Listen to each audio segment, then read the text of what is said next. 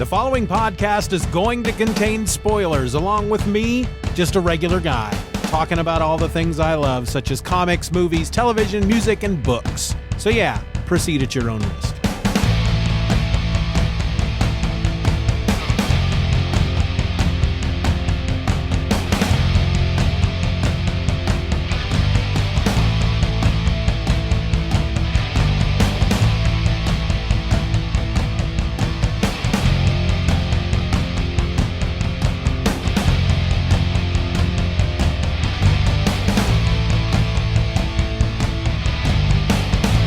Welcome to another episode of Just Another Fanboy. I'm your host, Steven, and Halloween week continues. This is day number 3, Wednesday. That means it's Halloween Eve. Tomorrow, ladies and gentlemen, is Halloween. Don't be a Halloweenie, or do, I don't care. You know, it's up to you. So today I want to talk about 3 zombie novels. I'm going to give you 3 recommendations, 3 zombie books. And yes, I know, I talked about zombies yesterday, but I also said yesterday that I'm not really a horror guy. I'm not into the horror genre, milieu, but I do dig me some zombies. I've seen a few movies, not many. I've not seen a lot of the classics. Night of the Living Dead, never seen it. Dawn of the Dead, haven't watched it at all. I need to, I know. I can't really consider myself a big zombie fan, I guess, until I've seen those movies. So I'm just a guy who likes him some zombies. Well, I've read a number of zombie books, and I want to give you 3 recommendations. The first one is called Plague of the Dead, and it's by Z.A. Recht, R-E-C-H-T.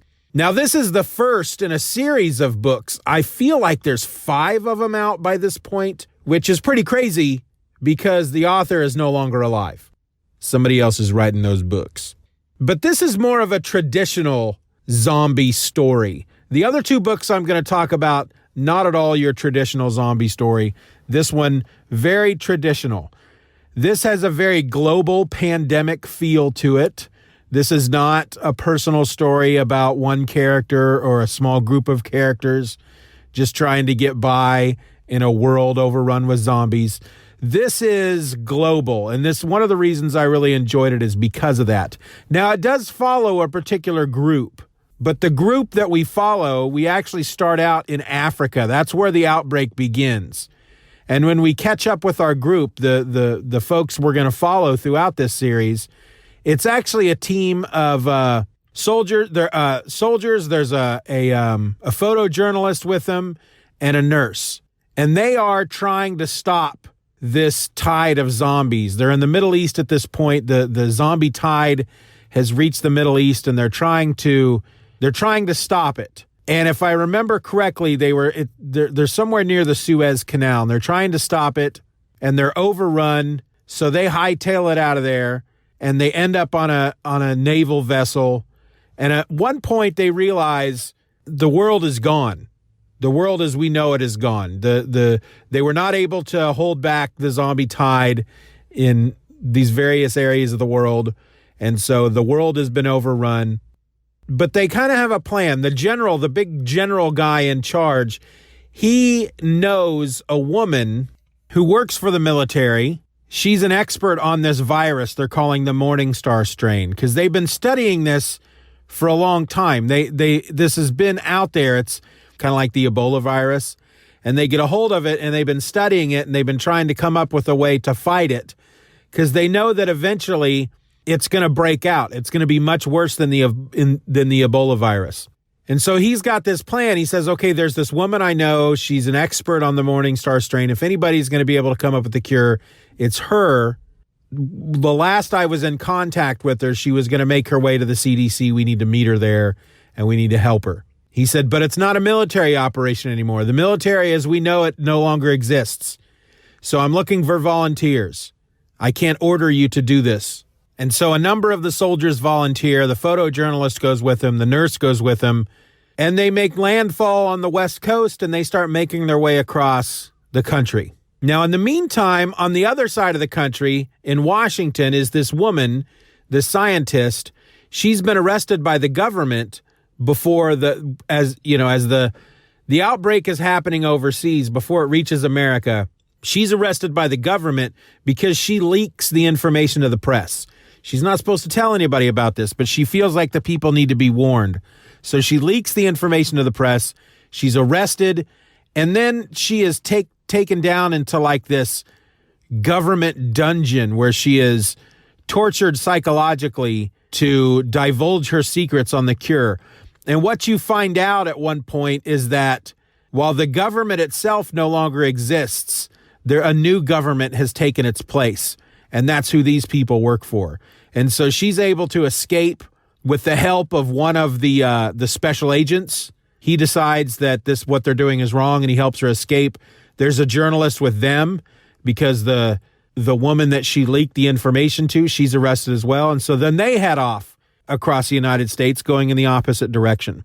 And one of the things I really liked the most out of this book is that depending on what movies you may have watched or comics you may have read or books you may have read, there always are typically two types of zombies. There's the slow-moving, shambling zombie or the fast zombie, or as some folks call them, like from 28 Days Later, the rage zombie. Well, you got both in this book. This is what I love about this book. If you get the virus, you don't die. You turn into a rage zombie. And so you turn, you're still alive, but all you want to do is kill and propagate the virus. That's your purpose in life. The virus has taken you over and it wants to multiply. So you're fast, you run, you jump, you do all that stuff. You're just a big giant horde of people running really fast like a bunch of crazed maniacs. Well, if you are killed, for example, they go up against the military mow them down.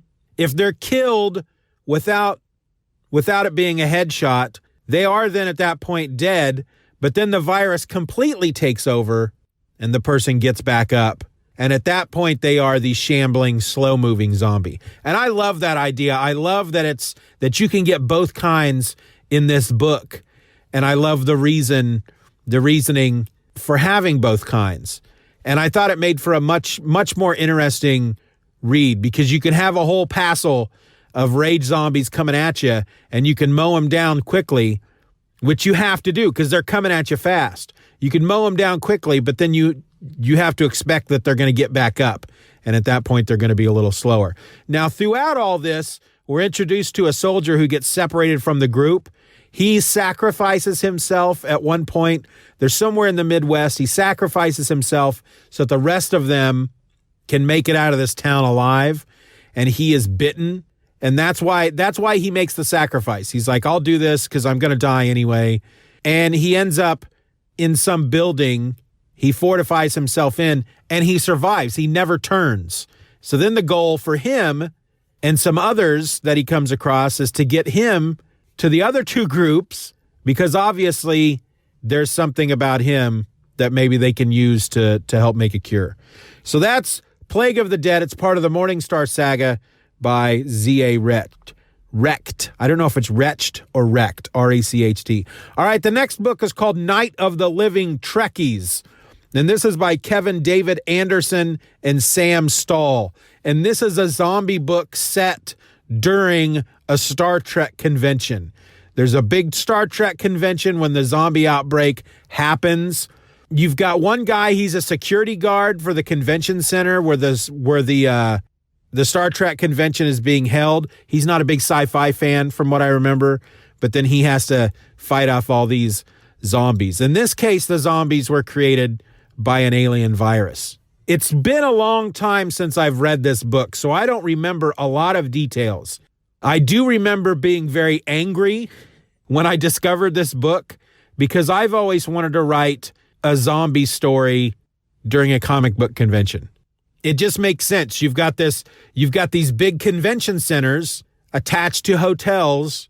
You've got thousands of people there. What better place for a zombie outbreak to start? It's like Die Hard, right? Die Hard in a convention center, but instead of terrorists, there's zombies. Maybe I'll still do it. I'll have to go back and read this book to make sure I'm not copying anything. I don't know. I just think it would be a great idea. I just think it would be a lot of fun. They already did it in Night of the Living Trekkies, so maybe I'm not going to do it. But I do feel like I need to go back and read this book again because it's been a while. It's been a number of years. I just remember really liking it. And I'm not a Star Trek guy. I like The Next Generation. Some of my, couple of my favorite movies are Next Generation movies. But I'm not an old school Star Trek guy. And there's a lot of stuff in this book that I recall that's very anti-Star Wars. It's like a lot of digs against Star Wars, which was really fun. Being a huge Star Wars fan and not a Star Trek fan reading this book, I thought it was a lot of fun. Really good book. Alien Invasion by way of zombie virus. If I remember correctly, I know it was aliens, but I can't remember if it was an alien invasion. If that was the precursor to an alien invasion, I can't remember. The last book I want to talk about is called Paul is Undead, the British Zombie Invasion, and it's by Alan Goldsher. This is a great book if you are two things, a zombie fan and a Beatles fan. This tells the tale of the Beatles as zombies. These aren't your typical zombies. These aren't your shambling, brainless zombies. These are undead creatures that can think. So they're up there, they're the band, they're playing their music. They're zombies. And it ends up being kind of a hip thing to be a zombie. And John Lennon, for example, they all have this ability to hypnotize their crowds and convince them that they want to be zombies too. Now, Ringo Starr is not a zombie in this book. Paul, George, and John are zombies. Ringo Starr is not. He decided he didn't want to do that. He is instead a 7th level ninja. And then to take it even further, Mick Jagger is a zombie hunter. And those crazy dances he does on stage, that's actually part of his fighting style. Those aren't dances, that's his fighting technique. And so if you're a fan of the Beatles and you know the story of the Beatles, you know about their beginnings and their albums and their tours and all that, that's what this is. It's just they're zombies. And so the guy, this author, Alan Goldsher, basically writes a Beatles biography, but makes them zombies. I mean, it's almost genius because he does such a good job. I feel like I read this not long after I watched the Beatles anthology. So I remember reading this going, holy crap, he's gotten everything right. He's just managed to make them into zombies and actually make it entertaining. So it's not like, well, the Beatles met in Liverpool and they played The Cave and they were zombies. It's not like that. There's a story to it. It's like a documentary storyline about them being zombies. Mick Jagger trying to kill them, if I remember correctly, a number of times. Ringo, who still wants to be in the band, but he doesn't want to do that whole zombie thing. He's too busy being a 7th level ninja. He's very mystic. It was so good. It was such a good book. But again, it's been a long time since I've read this one. And I was going through, it's been a number of years since I've done this, but I used to keep track of every book I read. And I had this old blog and I would publish on my blog, here's all the books I read in 2010. I think that was the last time I did it. Here's all the books I read in 2009. Here are the books I read in 2008. I would track all the books that I read. And when I was going back on one of those years and looking through some of the books, I read a bunch of zombie books in one year. This was one of them. Night of the Trekkies was one of them. I think one of the new books from the Morningstar saga had come out, and that's why I started getting back into zombie books again. There was a Star Wars zombie book I think it's called Death Troopers. I don't remember who wrote it, but I remember really enjoying it about it's like a virus that turns a bunch of stormtroopers into zombies. It's like Die Hard on a starship with zombies. That's what it was like from what I recall. There was another one. I can't remember who wrote it. I feel like it's called Bone Shaker, and it was like a steampunk zombie book. I read an anthology of zombie stories. I was really into zombies for a little bit, and I still kind of am. But those are the 3 books that I can think of off the top of my head that I really, really enjoyed, that really sticks out in my mind as quality zombie reads. 1, very traditional. 2, really quite quirky. So, because Night of the Trekkies is still quite traditional. It's still your traditional zombie story, zombie outbreak, Got to fight them off, got to survive. It just happens to be during a Star Trek convention. And I know at one point, the main character is using one of those Klingon swords, Batleth or something. Can't remember what it's called. He's using one of those zombie swords to hack up, or Klingon swords to hack up zombies. And then your third book, quite quirky, quite the twist on the zombie / rock and roll genre. I recommend all three of those books. They'll be listed in the show notes as well. I might actually have links to where you can find them online. I don't know. I don't know if I'll go that far. But they're three good books for this holiday season in which we celebrate the spooky. Tomorrow is Halloween, folks. I've got what I feel is a pretty big treat. It's a pretty big treat for me. A series of comic books, a 5-issue series that does, I will admit, there's a zombie element to it. So we might as well just call this Zombie Week, except for the first book I talked about on Monday was not about zombies. So until tomorrow, until we get our big 5-issue mini that I'm going to talk about, and then I might even drag it out till Friday. I have another set of comics that I want to talk about that I may talk about on Friday. But until then, I'm Steven, and I'm just another fanboy. Be nice to each other and be spooky to each other. Just Another Fanboy is a presentation of the Steven or Else podcast. Questions and comments can be directed to feedback@stevenorelse.com. You can support the show for as little as $1 a month at patreon.com/StevenRor and get instant access to the My Other podcast, a weekly show about whatever crawls its way into my tiny little mind just moments before I tap record.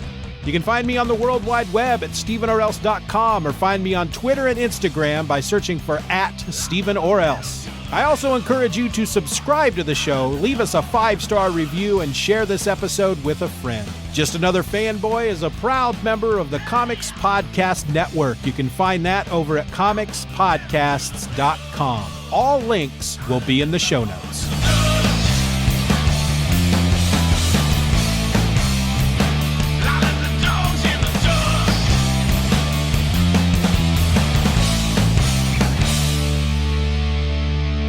Bye-bye, Daddy. Bye-bye, Daddy.